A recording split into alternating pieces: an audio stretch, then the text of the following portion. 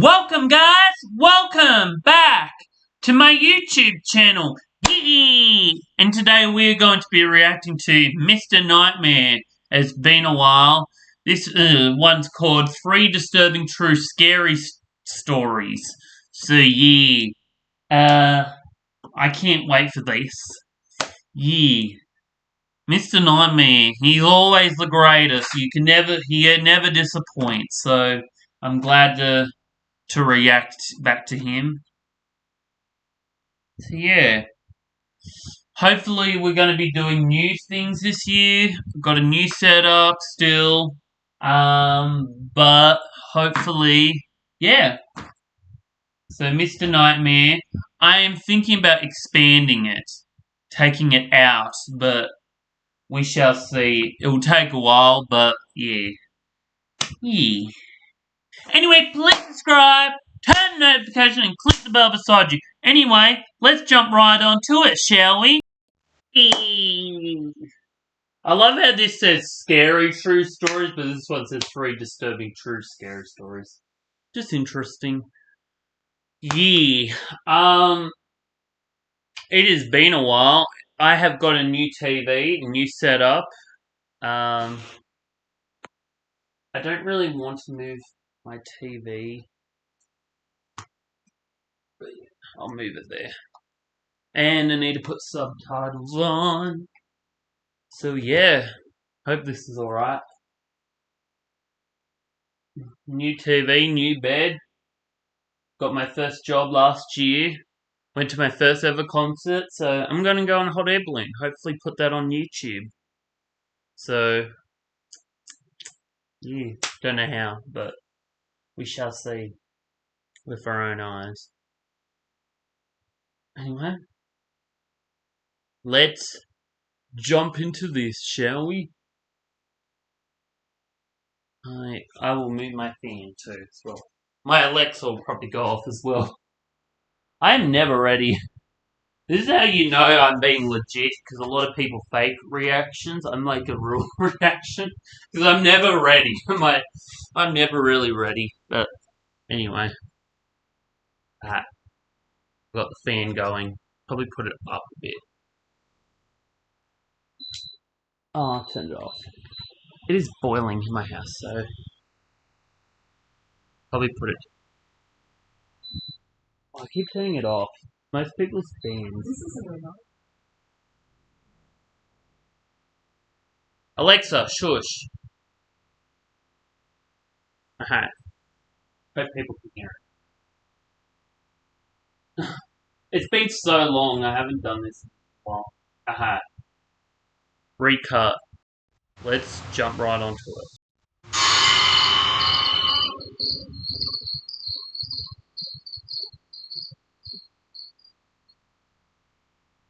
This happened a few months ago. I've been driving for Lyft for a few years now. I usually stick to late night shifts. The roads are quieter and the tips are better, but there is a trade-off. Every once in a while, you get a story that sticks with you, and not in a good way. I'd always thought of myself as careful. I have dealt with my fair share of odd passengers. Nothing, I mean nothing, even came close to being as strange as what I'm about to tell you. I didn't have a dash cam at the Wait, time. what was he again? Sorry. A few months ago. I've been driving for Lyft for a few years now. I usually stick to late night shifts. The roads are quieter and the tips are You get better, to leave. but there is a trade-off. Every once in a while, you get a story that sticks with you, and not in a good way. I'd always thought of myself as careful. I've dealt with my fair share of odd passengers, but nothing, I mean nothing, even came close to being as strange as what I'm about to tell you. I didn't have a dash cam at the time. That night was the main reason I installed one. It started off normal enough, just me and the odd sounds my car would occasionally make. I've got this beat-up 2005 Volvo. It's reliable as hell. The streets were quite literally deserted, which, like I said earlier, I preferred. Sometime after 2 p.m., I got a request from a convenience store nearby. It seemed harmless at first, but for some reason, I got this weird feeling in my gut about it. It takes a team effort to I make hate ads so much. Don't everyone You hate ever ads? get that feeling like something's off, but you can't explain why? That's exactly what hit me as I drove up. Before I even saw the guy, I figured out why I was getting that gut feeling. The convenience store I was pulling up to was closed. All the lights were off. There was not a single car in the lot. As I pulled closer, I saw him. I made sure to drive pretty slowly so I could get a good look at him. He was pacing outside the store, wearing this ratty hoodie that looked like it hadn't seen a washing machine in years. Not kidding about that. There Nope. was literally a hole in the sleeve. His movements were jerky, like he couldn't stand still. He kept glancing over his shoulder like he thought someone was after him. If I had to guess, he was on something. I probably should have just canceled the ride and driven away. I even hovered my finger over the cancel button. I didn't. But you didn't budge, probably. But didn't budge. I'm gonna say, because you know what? Fuck it. I would have been like, I'm out of there. I'm not getting out of the car. Why would you even, like, even if he's not getting out of the car and it's just, like, I wouldn't be budging, I wouldn't be doing any opening up the windows and that. I'd be getting out of there. ASAP. Hell nah. For whatever reason. I unlocked the doors, and he slid into the back seat without a word. I regretted my decision the moment I took my foot off the brake. Most people either scroll on their phones or stare out the window, but not him. He just sat there, staring at me in the rearview mirror, not blinking, not looking away, just staring directly at me. I tried not to stare back, but I couldn't help but catch his eye a couple of times. He looks kind of angry, which was also pretty unsettling. Never hitchhike. I tried to ignore him and turned on the radio to break the silence. I don't even remember which station I clicked on, but the moment the music started playing, he snapped at me to turn it off. His voice was deep and a little raspy. I could tell he was a smoker right away.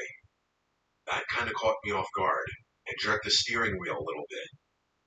I resisted the urge to look at him in the mirror, just did as he said, gripping the wheel a little tighter. I didn't say anything. We drove in silence for a while. I thought maybe he'd just sit there quietly until we got to a stop. That's what I was hoping for, at least. Then he spoke.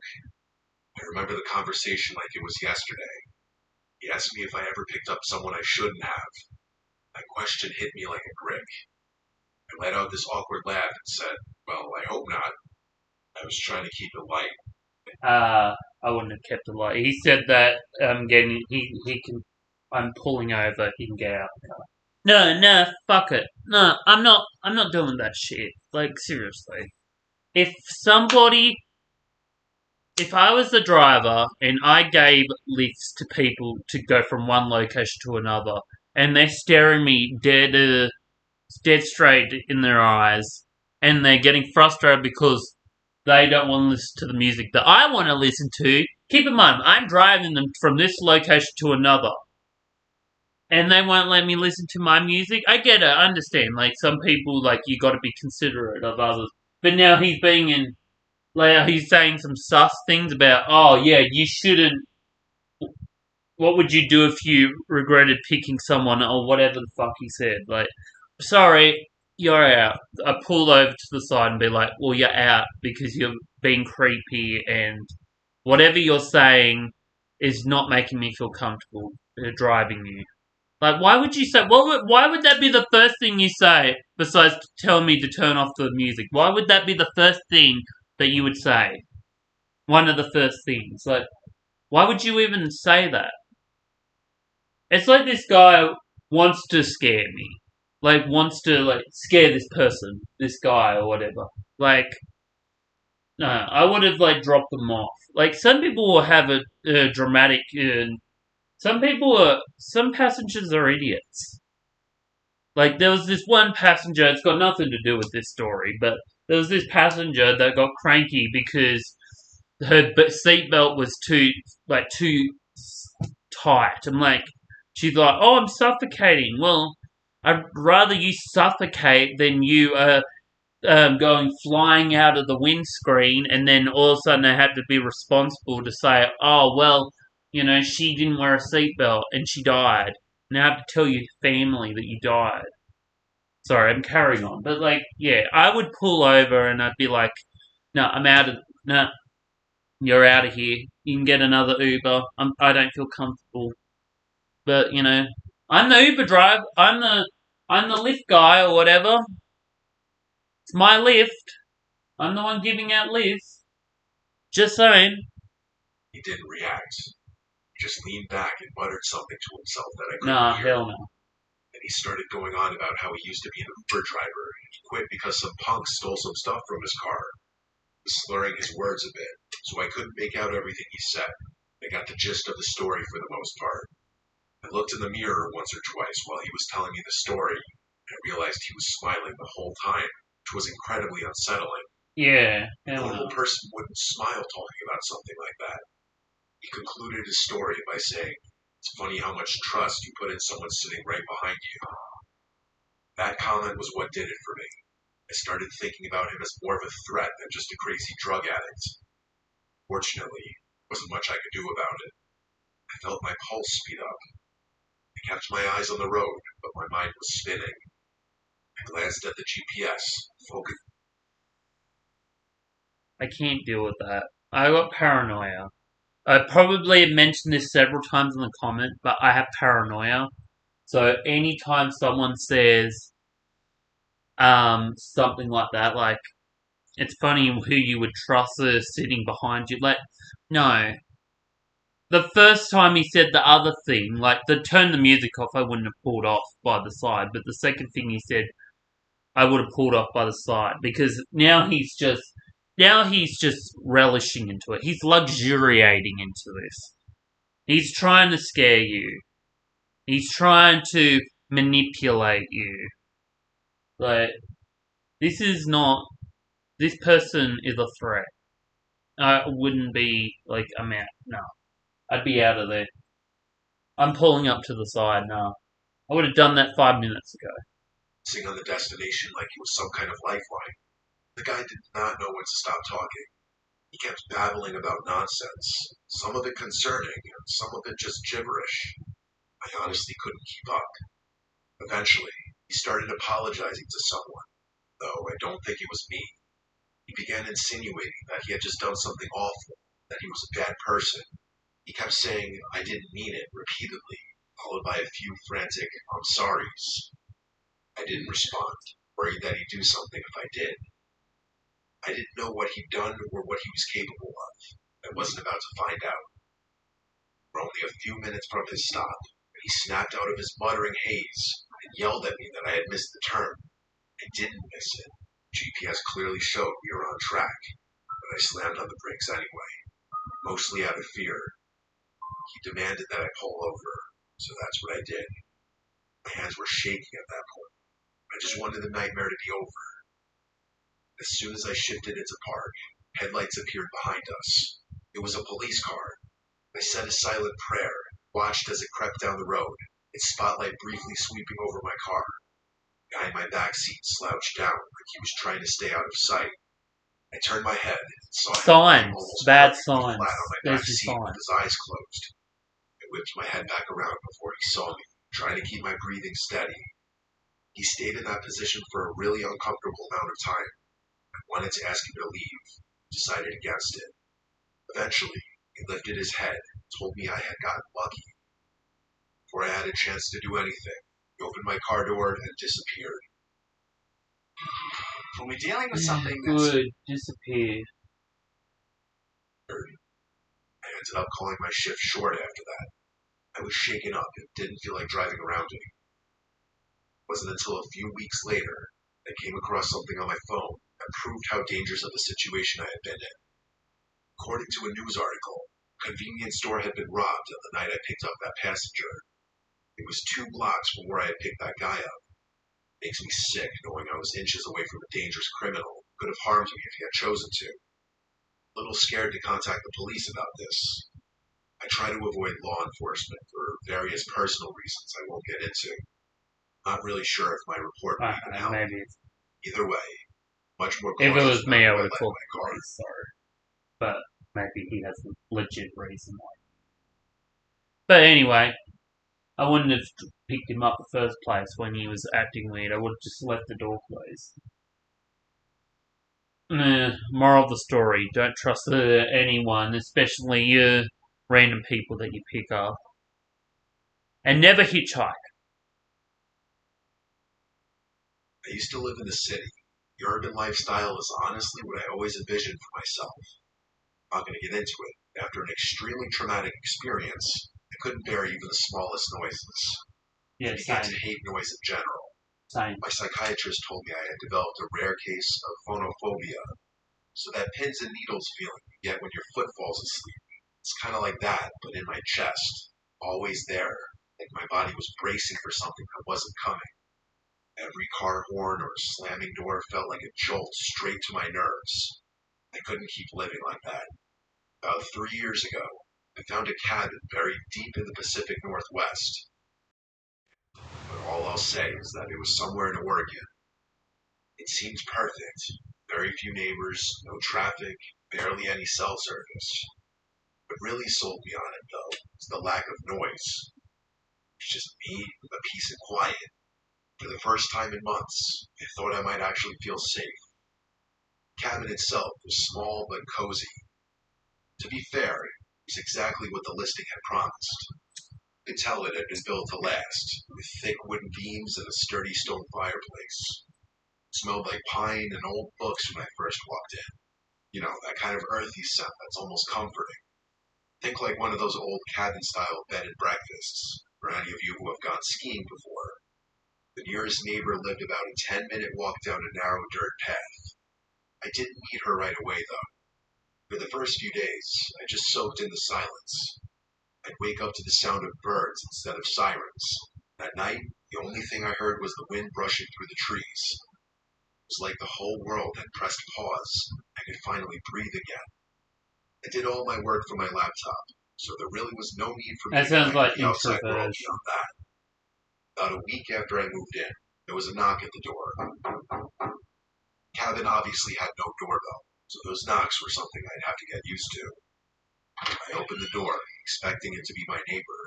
It was. It was a moderately old woman carrying a basket of preserves like she just stepped out of a Hallmark movie.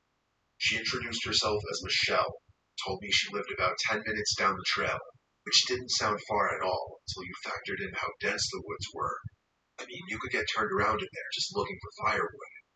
She was in her late 60s with oddly long gray hair and these piercing blue eyes that made you feel like she could see right through you. She wasn't rude exactly, more like blunt. She welcomed me to the woods and extended the basket toward me like she was expecting me to take it. I didn't really have much of a choice. She was practically shoving it in my face. Yeah, I hate those type I of know it people. sounds I hate those type of people that are just like upright rude, like just they just shove shit at you, like you're a piece of meat. Like we're all human. Like no one's perfect. Everyone's got mental health problems. I believe in my. I think that everyone's got some type of disorder. Everyone's got disorders, in my opinion, even if they're not mental health problems. Like people are not perfect. Everyone's human. This is why I always go nature. I love nature. Like sometimes fuck people half the time. I love people too. I go to karaoke. I've made some beautiful friends, people that I love and all that. But people that are upright rude and just want to be blunt and want to just live that life for the rest of their life, like seriously need to retrace their steps and think about what they are saying at that time because I know a few people that are like that. No one's perfect. Everyone makes mistakes. Just saying. But yeah. I love how she just shoved the thing. Here you go. You barely even met this person. This how you act in front of them. Anyway, just saying. Yeah, I love nature. Nature's the best. Nature than animals than people. Like humans. hospitable. Her vibe seemed a little off, if that makes any Yeah. sense. I grabbed it impulsively, but I admit I had never been treated that way by a neighbor before. It wasn't anything crazy, but it wasn't something I was used to. I thanked her as I took the basket. She looked at me like she was expecting me to say something else. I honestly didn't know what else to say, so I just smiled. She kept staring at me awkwardly, which confirmed my suspicion that this woman didn't interact with a lot of people. Eventually, she Yeah. spoke. She said, these were her exact words, which I'll never forget.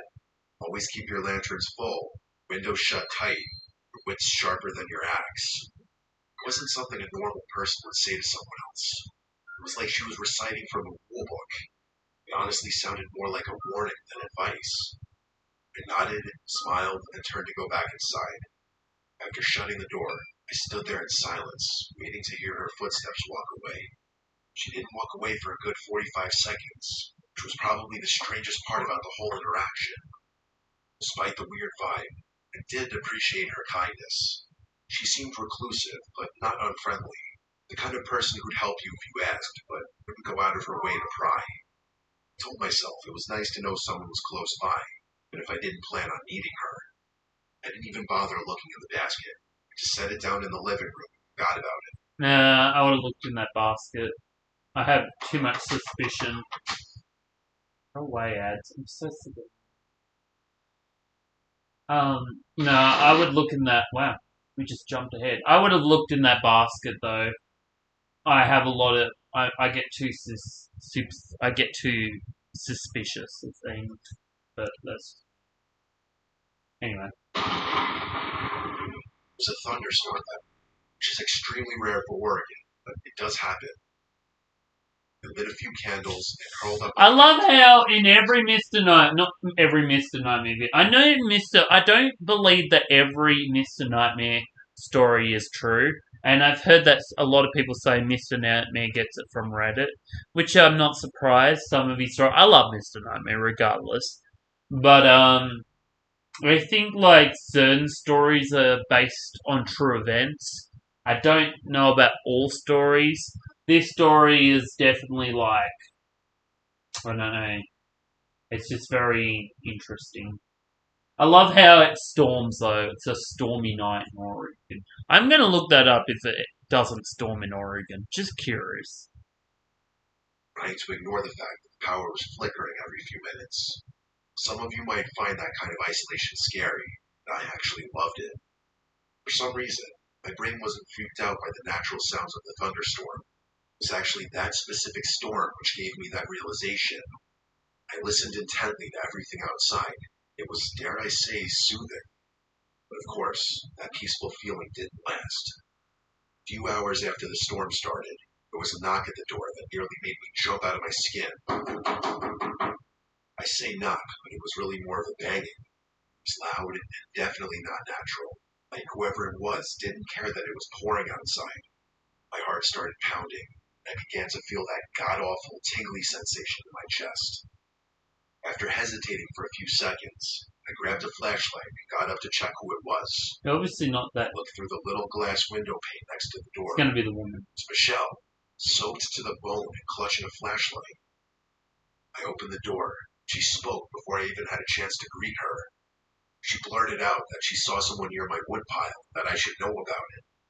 I was beyond confused, but her words were incredibly concerning. That took precedence. I stepped out onto the porch, shining my flashlight into the rain. I couldn't see anything but trees. I asked her if she was sure, and she nodded. Her eyes kept darting to the woods like she was expecting someone to emerge from it any second. The whole thing was pretty freaky. I kept looking around. There wasn't much I could make out between the darkness and the chaos of the storm. Before I could say anything else, she told me to be careful, and began walking away without waiting for a response. I watched her head back down the path toward her cabin, clearly unfazed by the pouring rain. I stood there until the glow of the flashlight disappeared out of sight. Then I went back inside. The literal second I shut the door, I realized her story was riddled with holes. How could she have seen someone near my woodpile if her house was 10 minutes away? She must have been on my property to begin with. Why the hell would she be snooping around my Yeah, that's a bit sus. Was she lying? It didn't sit right with me, but marching over to her house in the middle of a thunderstorm was the last thing I was going to do. Still, I had to do something. Locked up the cabin as securely as I could, and sat in my room, listening. The storm started to die down after a while. I still felt pretty uneasy. A few more hours passed without incident, so I decided that it was probably safe to go to sleep. I can't remember exactly what time it was. Sometime after midnight, I woke up to the sound of a branch snapping just outside my bedroom window. I'm a really light sleeper, so I was 100% positive it was branch snapping and not something else. Yeah. I froze in place for a few tense seconds, listening. Eventually, I crept to the window, half hoping I wouldn't see anything. At first, I didn't. Then I spotted her. Bloody ads. There's more than usual lately. Michelle. She was standing at the edge of the woods, her body angled away from my house. I could tell it was her because her hair was so long and disheveled. I strained to make out more, but being as there was only moonlight to help me see, it was no use. I saw her beginning to turn around, so I ducked beneath the window before she could catch me looking at her. I stayed crouched there for what felt like forever. I finally mustered the courage to peek again. She's gonna be She there. was gone. Okay. I genuinely I thought she was gonna be there. I hadn't exactly pegged her as dangerous, just weird. And at that point, I was having second thoughts. It didn't make sense. Why would she try and warn me earlier if she was the one poking around? I didn't sleep for hours. I was pretty dead set on just staying up until sunrise. A few hours passed, and I was starting to get tired. As I finally began letting my guard down, there was a knock at the door. It wasn't like the banging from earlier. It was actually kind of quiet. Still, I wasn't going to get up under any circumstances. Pins and needles started up again as I quietly made my way over to the door. I took an inconspicuous glance through the pane, froze in horror. It wasn't Michelle. It was a burly-looking bald guy with a thick beard. I had to fight every bone in my body not to yell out in fear. The situation instantly went from a 6 to a 10. As quietly as I could, I retreated to my bathroom, locked the door, and called the police. As I was on the phone with them, I started to hear banging on the front door, like someone was repeatedly smashing it with a heavy object. Far out. This one's very disturbing. I forgot to give the rating to the other story. I haven't done this video in so long. I haven't done a Mr. Nightmare video in so long. It's been like 2 months. But, like, yeah, like that last story. What was it? The last story. Sorry, my brain's going all miles an hour. That last story, the first story, I meant, that was about probably like an 8, 7.5, 8. That was about an 8. This story is about an 8.5 because this one's very disturbing because he's out in the middle of nowhere. So yeah, I'm not liking this The one. operator told me help was on the way, instructed me not to hang up. I sat there more terrified than I'd ever been in my entire life. Eventually, the front door gave way. I heard it crash open. I genuinely thought I was going to die. That man, whoever he was, started smashing things in my cabin. That's what it sounded like. All I could hear was the sound of glass breaking and wood splintering. I didn't dare make a sound. Luckily, that man didn't seem to look for me, because I never heard his footsteps leave the living room. Eventually, the smashing sound stopped. I was sitting in complete silence again. I had been fighting off a panic attack the whole time. To my surprise, the police actually arrived pretty quickly, not soon enough to catch that guy in the act. He was long gone. I pleaded with the officers to help me out. They were downright useless. They did a pathetic search of the surrounding property. That was it. They wouldn't even agree to search the woods, saying that it was too dense and they were unlikely to find it there anyway. I begged them to accompany me to Michelle's house at least, which they agreed to. We got to her property. The jaw literally dropped. The entire cabin was abandoned. Cops confirmed this and said no one had lived there in decades. I told them they had to search it for squatters, but they told me there was no reason for them to do that. They tried to tell me that there was no clear signs of habitation, so it would be a waste of time. I damn near lost my mind when I heard them say that. I tried to argue, but they more or less told me that living in the woods was a risk I was taking and was not their problem.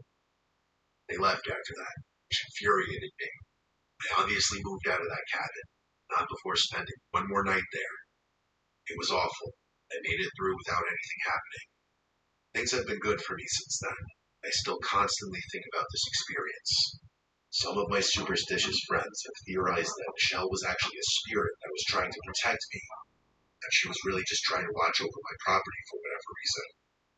I don't believe in the paranormal, so I think it's much more likely that two people, her and that man, had been squatting in that abandoned cabin. I just still don't understand why they decided to target me, why Michelle would bother to warn me if she were planning on breaking into my house. I don't think I'll ever know. Yeah, that one's about an 8.5, I think, because there's too many holes in that story. And you just never know, like, yeah, you just never know. That was bone chilling! Damn! That was a good one, I like that one. That was a good one. Yeah. Love story! Luke Osborne.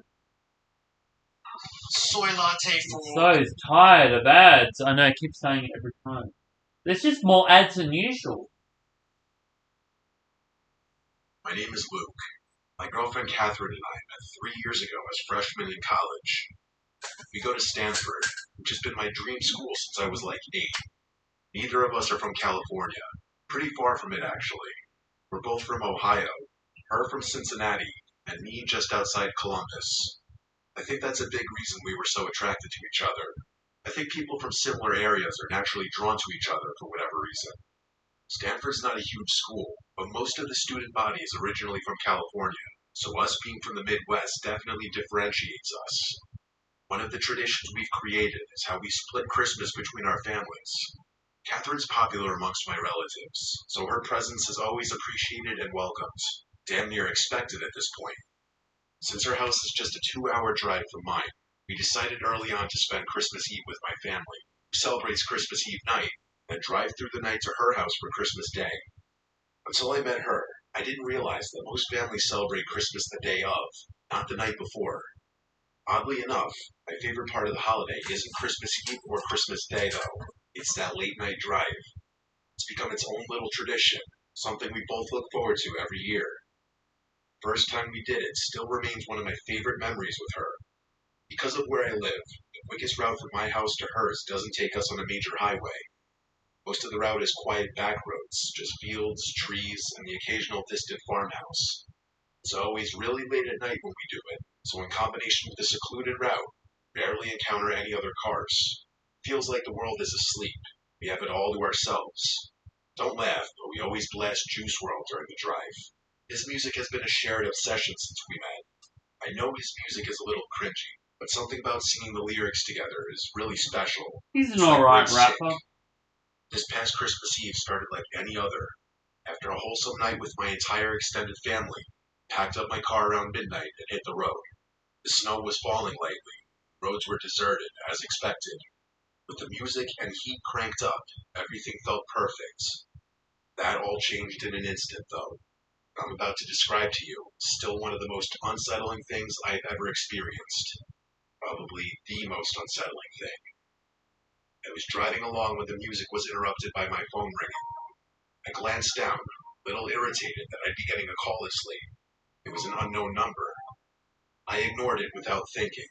Probably a scam call. Those things are constant these days. Catherine made a joke about how committed those call center guys must be making calls on Christmas. I laughed in agreement. That was that.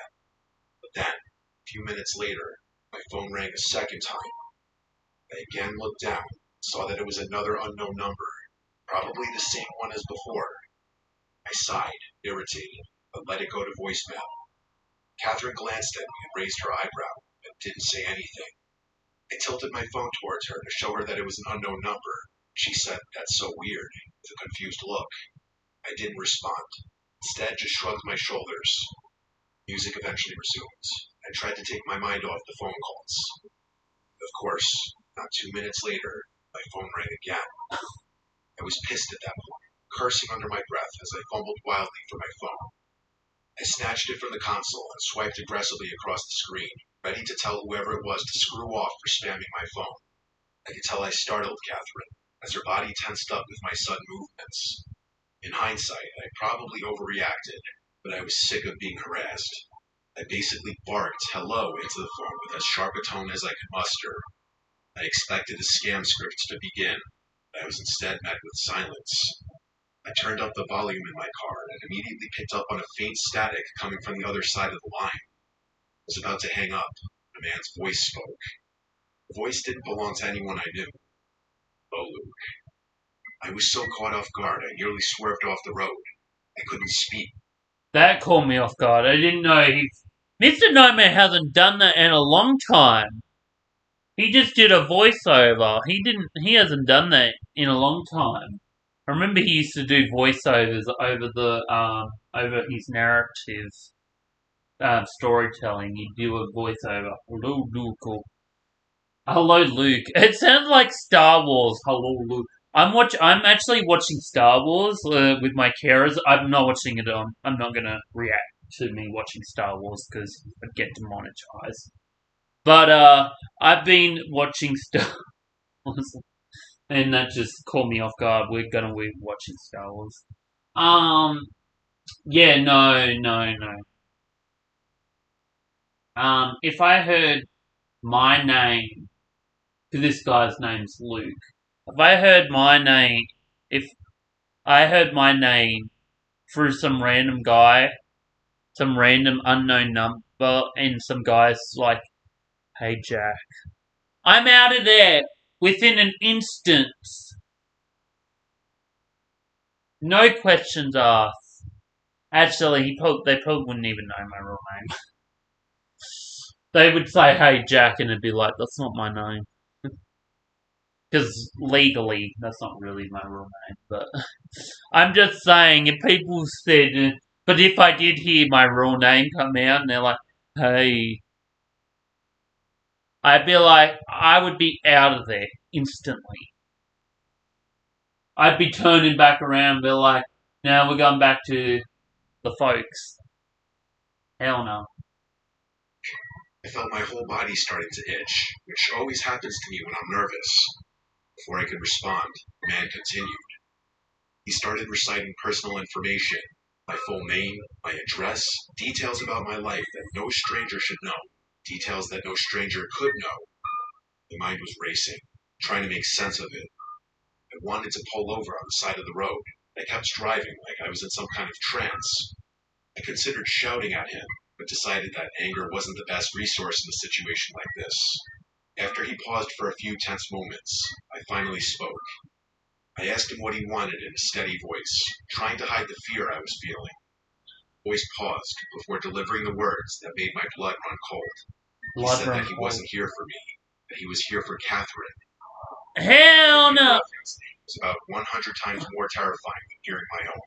The horrified expression on her face told me that she was just as shocked as I was. I blurted out that I didn't know a Catherine, that he must have the wrong number. The man chuckled before saying, "She's sitting right next to you."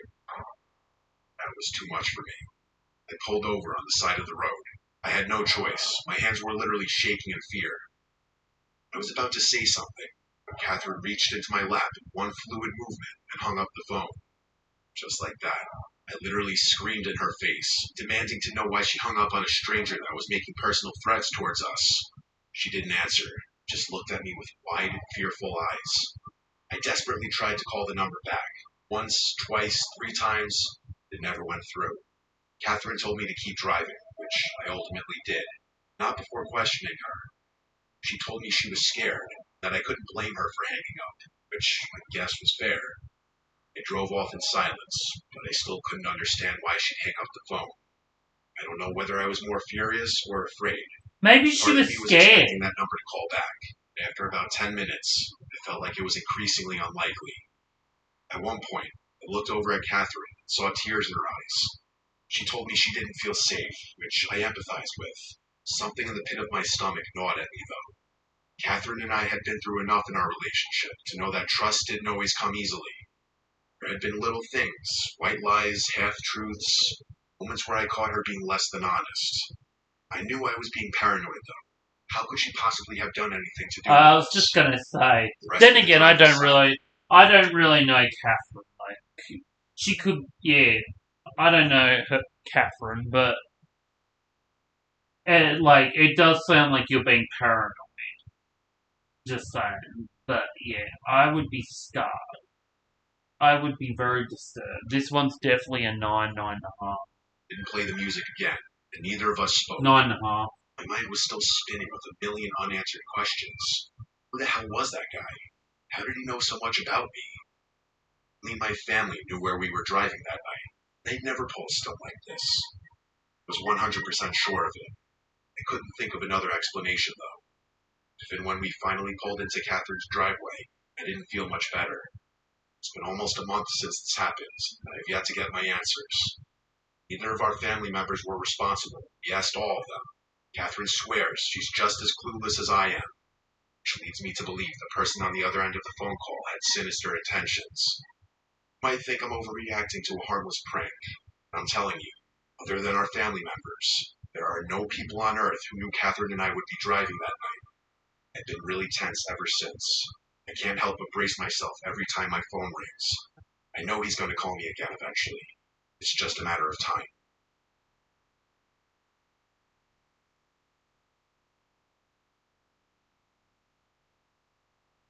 That was very disturbing. Could you say I was like terrified? It's like 35 degrees in my house, and I'm terrified. I always bring out my blanket because I'm always terrified. That was very disturbing. That was very disturbing. That last story. That was like a 9.5.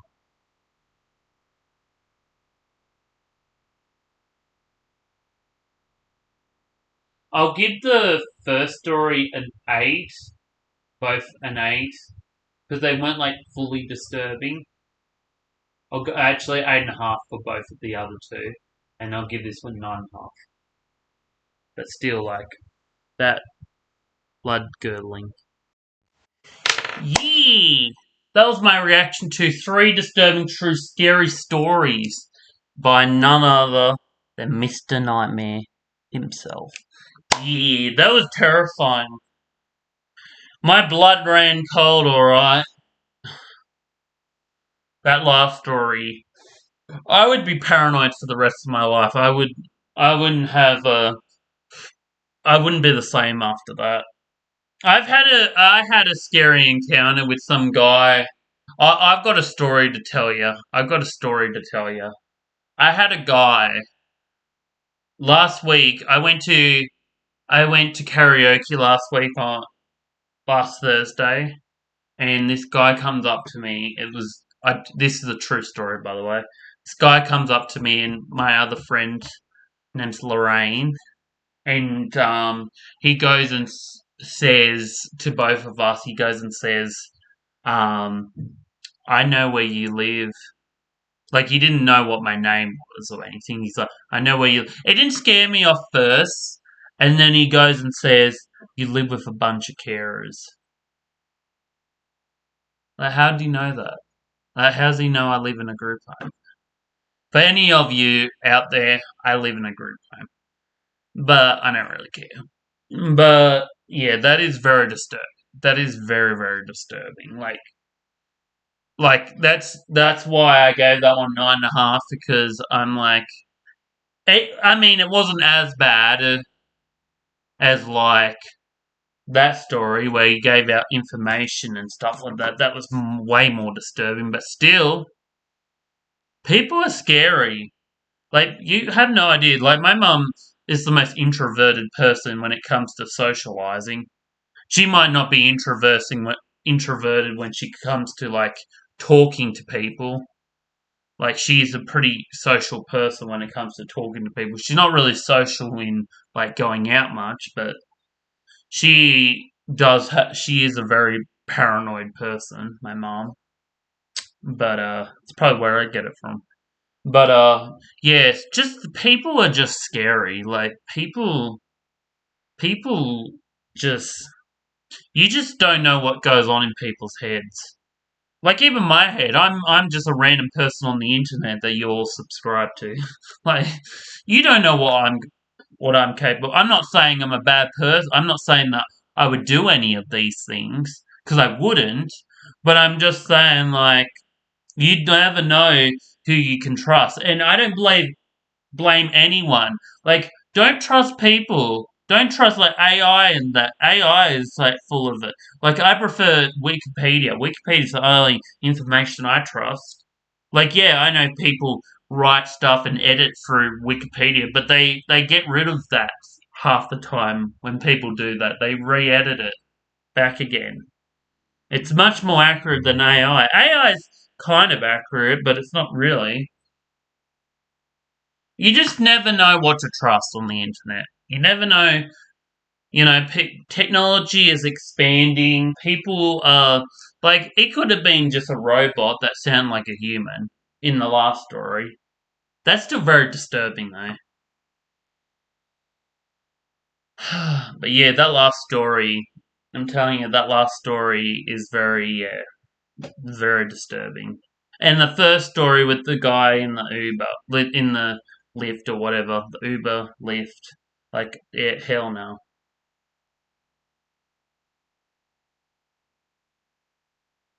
Would have quit my job that day. But yeah, don't trust anyone. If you know what, my one of my old carers, my mentor, he was the best person I ever met. He always used to say, "You can trust me, but you don't have to trust me. It is a choice. You can choose to trust me, or you don't have. You can choose not to trust me. I'm okay with that. I'm not here to be liked. I'm not here to be trusted. I'm here to I'm here to help you and to care for you and to give you the support that you need." That's what he always used to say to me. He said, but I always trusted him regardless because I knew he wasn't a threat. He was the best person I ever met. So yeah, moral story: don't trust anyone that's suspicious. Yeah, but anyway, yeah, that was my reaction to Mr. Nightmare. Yeah. Anyway, please subscribe, turn the notification, and click the bell beside you. I love you guys so much. Mwah! Thanks for watching. Bye!